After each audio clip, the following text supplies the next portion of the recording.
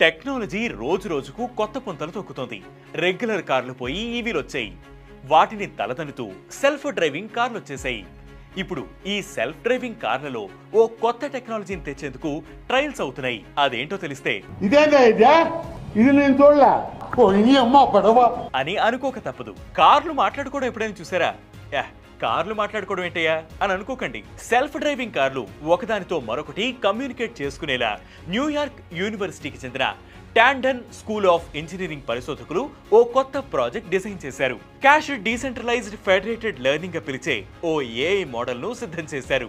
ఈ టెక్నాలజీ సాయంతో self driving కార్లు డేటాను షేర్ చేసుకుంటాయి.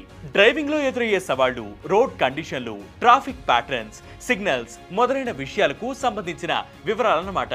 అయితే డ్రైవర్ లేదా ఓనర్ తాలూకు వ్యక్తిగత సమాచారాన్ని గోప్యంగానే ఉంచుతుంది. ఫర్ ఎగ్జాంపుల్, ఓ సెల్ఫ్ డ్రైవింగ్ కారు దారిలో గుంతలను గుర్తించిందనుకుందాం.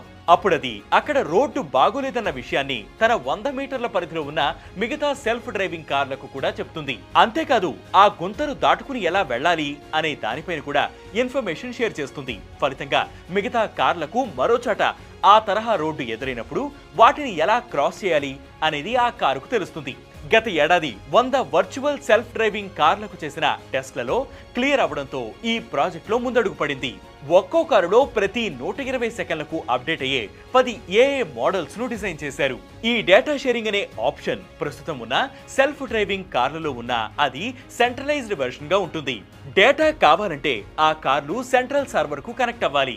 ఒకే సర్వర్ లో మొత్తం సమాచారం అంతా ఉండడం వల్ల డేటా బ్రీచ్ అయ్యే రిస్క్ కూడా ఎక్కువ ఉంటుంది. అందుకే ఈ క్యాచ్డ్ డిఎఫ్ఎల్ తో టెక్నాలజీని లోకలైజ్ చేశామని పరిశోధకులు చెబుతున్నారు. ఈ క్యాచ్డ్ డిఎఫ్ఎల్ టెక్నాలజీ వల్ల సర్వర్లపై భారం తగ్గుతుందని, ఫలితంగా కార్లు కూడా తక్కువ ధరలకే అందుబాటులోకి వస్తాయని అంటున్నారు.